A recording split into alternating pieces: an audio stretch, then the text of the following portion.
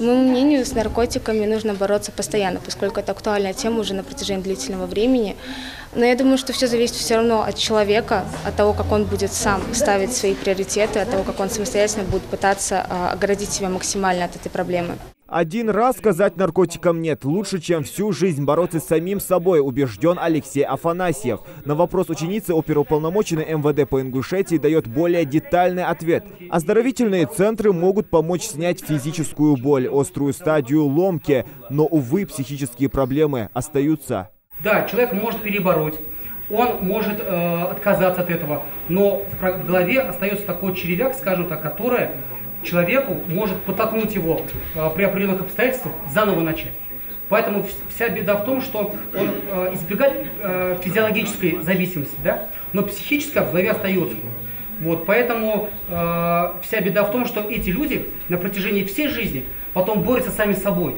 Подрастающее поколение сильнее подвержено влиянию, и проведение таких профилактических мероприятий просто необходимо. Стартом к трагическому финишу может быть простая сигарета, уверены собравшиеся. Табак, таблетки, тяжелые наркотики – вот алгоритм смерти, о котором необходимо знать, и чтобы легче было придерживаться здорового образа жизни. Кроме того, употребление наркотических веществ, сильнодействующих психотропных медикаментов – уголовно наказуемое деяние. А продажа наркотиков предусматривает наказание вплоть до пожизненного лишения свободы.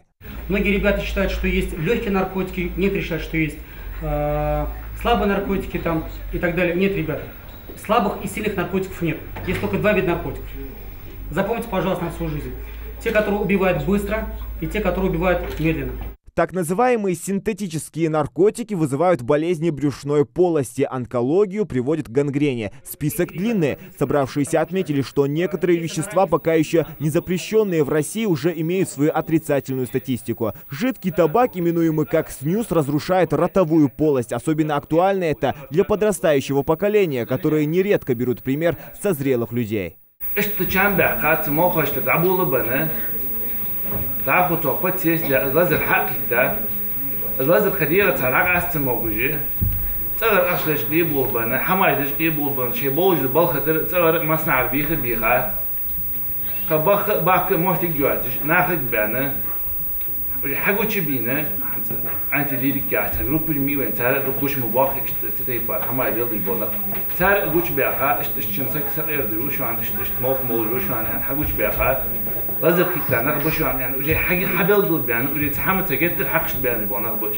Помимо вреда своему здоровью, употребляющий разрушает самосознание, становится уязвимым и непригодным для адаптации в социальной среде. Наркотики представляют угрозу и семейным ценностям. По словам собравшихся, употребляющие наркотические вещества не способны осознавать масштабы трагедии. Статистика, приведенная сотрудниками МВД, является тому подтверждением. За этот год из незаконного оборота наркотиков изъято 11 килограмм 120 грамм наркотических средств и психотропных веществ. Раскрыто 196 тяжких и особо тяжких преступлений. Можно лишь предположить, сколько спасено жизней среди молодежи и подростков. Поэтому МВД направлено именно на пресечение и профилактику правонарушений в сфере незаконного оборота наркотиков.